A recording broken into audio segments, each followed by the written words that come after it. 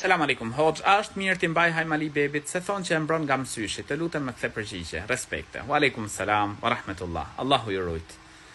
Të këshilloj që ta heqësh hajmalin, t'i hiqni nuskat, sepse ai që të mbron është Allahu i lartësuar. Ai që t'jep mbarsi, mirësi është Zoti i gjithësisë. Ai që ta mbron fëmijën tënd është Allahu i lartësuar. Hajmalia, nuska, nuk sjell as dëm as dobi. Madje ndikon në besimin tënd.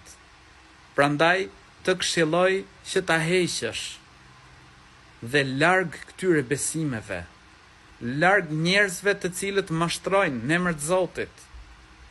Mbështetju Allahut të lartësuar, lexoj fëmijës tënd Kur'an, lexoj ajetin Kursi, lexoj surën Ikhlas, surën Falaq, surën Nas. Allahu i lartësuar është ai që e mbron.